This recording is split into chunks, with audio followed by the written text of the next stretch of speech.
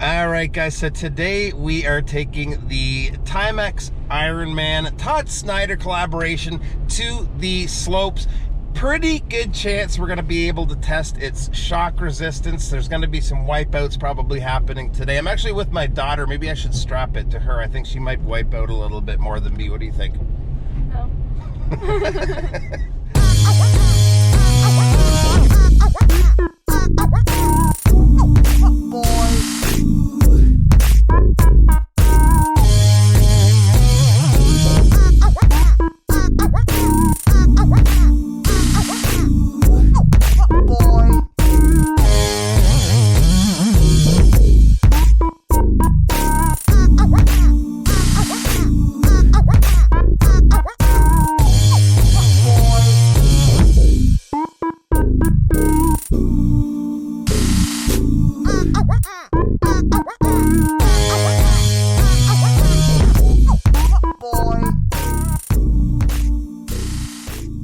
Okay, so back home, and I can definitely attest to the shock resistance of the Timex after a couple of good wipeouts. My body, on the other hand, not so shock resistant. I'll see if I have a couple of wipeout clips for the end of the video. So I have a few G-Shocks, and I didn't really buy this for its shock resistance. It was more of a nostalgia buy. The first watch I remember owning was an Ironman, and when I saw this Todd Snyder Timex collab, I just had to have it. That being said, it does feel really robust. I have my 5610 here just for size comparison, so we'll get a look at them side by side here in a minute. Let's run through the numbers on the Ironman here first, though. So case width on this one comes in at 43.5 millimeters. That's at the widest point where the buttons are here. Lug to lug is just under 49 millimeters. We have an 18 millimeter lug opening, and the thickness is 15 millimeters. It wears very similarly to the G-Shock. Other than the thickness, you can see here that the Timex is quite a bit thicker. The case width on the G-Shock is less than half of a millimeter smaller, so pretty similar feel on wrist. The same as the G-Shock, the Timex has a water resistance of 200 meters. Now, this doesn't have some of the features you'd find on the 5610, but it's got the basics covered. I'm not going to go into full detail on how it operates today, but we'll run through the functions here. So on the home screen, we have your basic date and time, with the time being quite large and easy to read. On the second screen, which you get to by pressing the yellow function button, you'll see it has the chronograph. And I'll just start that up. And it does have split time for 30 laps. So I'm just going to stop it here with this button, and then you have to hold to reset.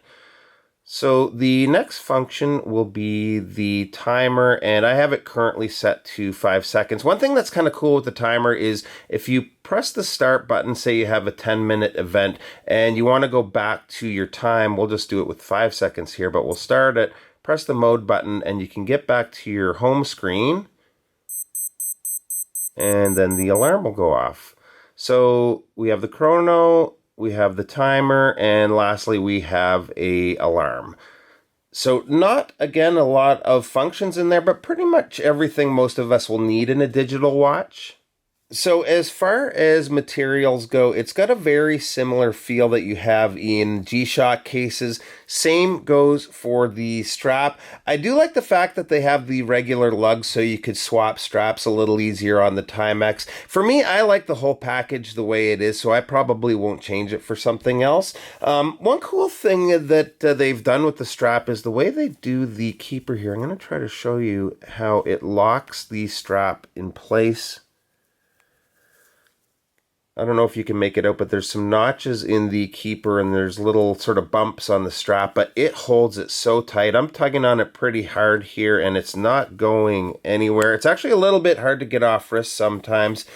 The case back on the watch is also similar to the G-Shock in that it's screwed down at the corners there.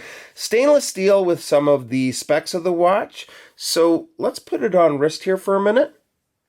Alright, so check it out, and this is just pure 80s goodness to me.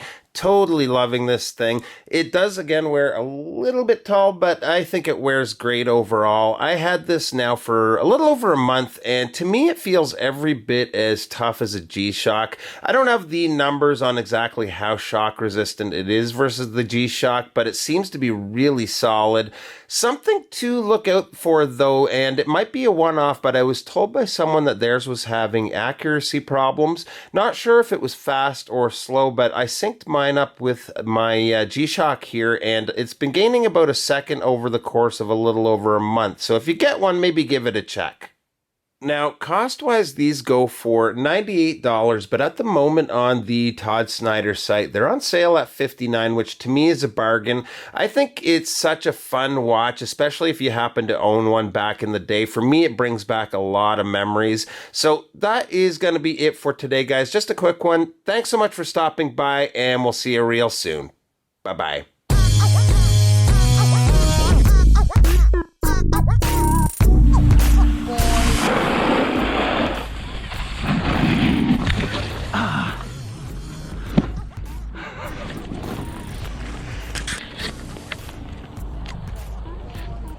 Yep, still working.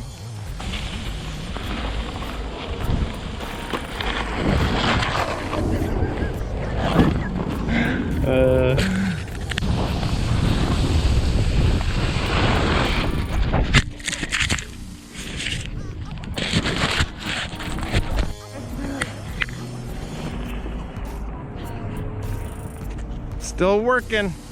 Shock resistant. Yeah! Yeah, buddy! Can we include that? You want to include it? Maybe we can do like an outtake at the end of the video with it.